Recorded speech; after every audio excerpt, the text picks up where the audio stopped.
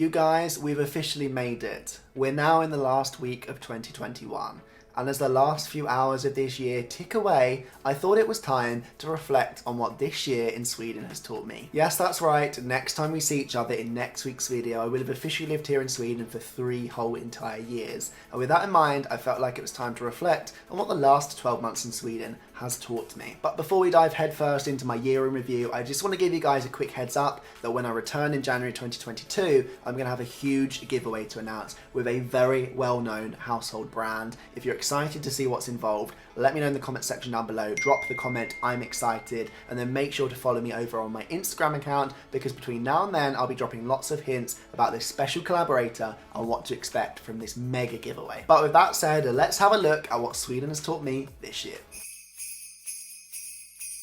And the first thing that I felt like really deserved a mention was that you can have fun and enjoy the nature regardless of the season. Yes, you guys, I think we take for granted sometimes that here in Sweden we have such a variety of different seasons to enjoy. It can get all the way up to 30 degrees in the summer and then all the way down to -30 in the winter, and that creates such a variety of different conditions to really get outside and enjoy the nature and the outside world. But I think it took me until this year to really understand that and enjoy it properly. Because in December you could be out skating on a frozen lake, and then in the summer you could be out canoeing, and then in the spring you could be out hiking over some cliff tops. The possibilities are endless. And I think I'm speaking for a lot of people when I say that it's quite normal to look outside, see that it's raining, and decide to abandon your plans. Maybe just go into town, do some shopping, or stay at home and bake or watch TV. But I'm here to tell you that this year Sweden has reminded me that there are so many different ways to enjoy the nature in all these different conditions, and it's great to just get out and make the most of it. Talking of getting out and about and enjoying the nature around you, if you've got a young family and you're looking for some ideas, I can give you a brilliant tip off on Instagram. Check out Attribution. They post lots of different tips and tricks of how you can get outside,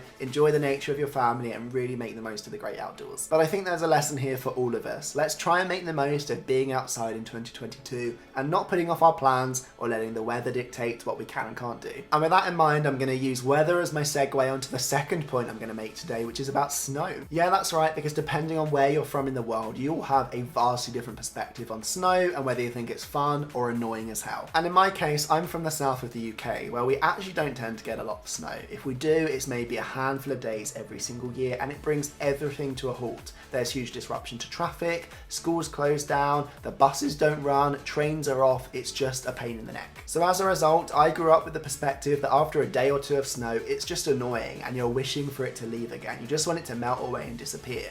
And then I came to Sweden and found out that you can still enjoy the snow for weeks on end. But the most important snow-related learning for me this year here in Sweden has been the difference it makes on the whole outlook you have and the perspective you have on your day. Yeah, that's right, because I've talked before about the fact that Sweden can get quite dark in the winter time. You can get days upon days where you don't see the sun at all, and that white stuff really makes the difference because it reflects off the clouds and it really brings a new lightness to the whole landscape. So with that in mind, I would say that this year I've learned about the positive benefits of having snow around and how it can really brighten up my day or my mood. And for that reason, this year I was willing the snow to start. In fact, where I am in Östergötland, in December, it's taken a lot longer here for it to snow than it did in lots of other parts of the south of Sweden. And I was just keeping my fingers crossed that we would get it sooner rather than later. And when we did, it didn't disappoint. It's just really lovely to see all of that white stuff brightening up the landscape and brightening up my day. The third thing on my list today of the things that Sweden has taught me this year is a little bit of a personal milestone. Yes, that's right, you guys, because this year, for the first time, I've learned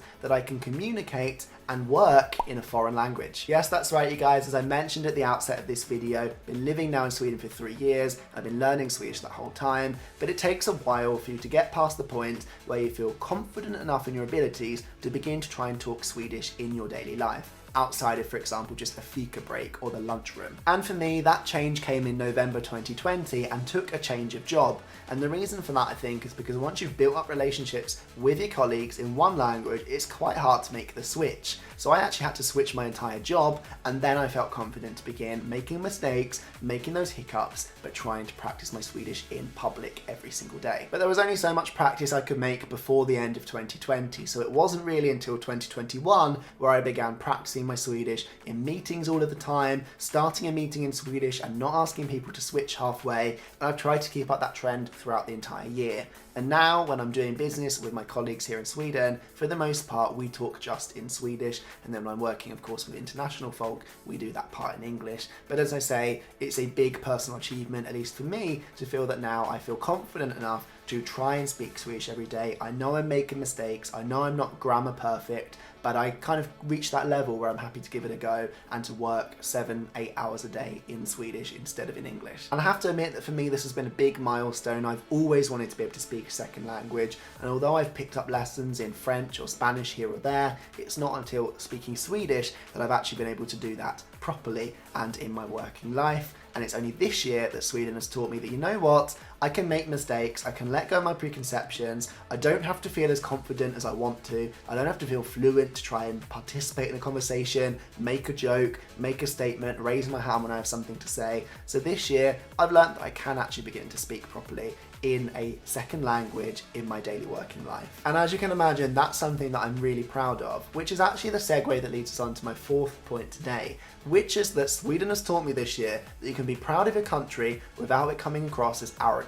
Yes, that's right, you guys, because if you ask the average Brit if you should move to their country, the chances are they will tell you that you should not. We talk down about our country. It's quite normal that we kind of say, well, why would you want to come here when there's so many other great places around the world to go to? And I guess that this comes from a cultural attitude that we've developed in recent years in the UK, where we don't want to be seen as being too proud of our country. You won't find lots of people being patriotic, apart from in the football arena. But what I feel like I've learned in my third year here in Sweden is that you can be proud of your country without it coming across as arrogant and rude and stuck up. Because there are plenty of Swedes that tell me in my daily life about how great they think, for example, the broadband is here in Sweden, or how advanced they think they are digitally compared to other European nations, but they say it in a way that it doesn't feel like they're talking down to me or to other European countries. It's just them being proud of the infrastructure and progress that they've made here. And I guess that my point is that we can all learn something from the Swedes here, because I at least definitely have this year, and that's that you can talk about your country in a positive light without it being seen as stuck up and like you think you're better than the rest. And talking of being proud of where you come from leads me nicely on to the fifth and final point on my list today of the things that Sweden has taught me this year,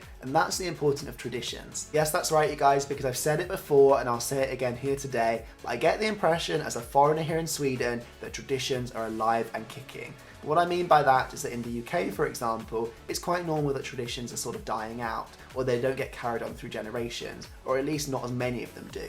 Whereas here in Sweden, traditions seem to be really important to the society and to the people, creates a sense of nostalgia, and people love to pursue them and follow them every single year. And if you don't know what I'm talking about, then I'll leave the link to last week's video in the description section down below, because there I was talking about Christmas traditions here in Sweden, and there you'll get a sense for the fact that just in 1 month of the year, there are so many different traditions that still are alive here in Sweden today, and that's true all throughout the calendar. There's special days that they celebrate for special fikas, there's also high times that they celebrate like Midsummer or National Day, and there's all sorts of different traditions and routines that go along with each of these occasions. I think it's great to see that that's still alive and kicking, and that people want to pass that down and really continue to support that today. So I guess what I'm trying to say is that Sweden has taught me this year that you can be proud of where you come from and the traditions of your culture. As long as those traditions aren't hurting other people or causing other people harm, we should keep them up, because it creates that sense of nostalgia. It's the belonging and the glue that holds us all together as a society in a specific country or context. So it's nice to keep that up and to really carry that with us, because it makes us us, and it's kind of that part of the society that makes a particular country unique. And if we don't have that,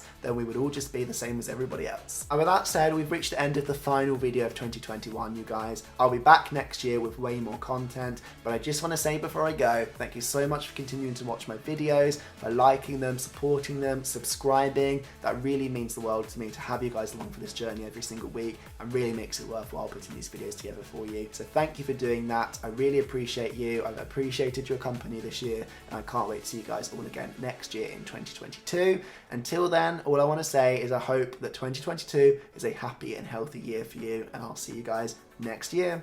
Bye bye.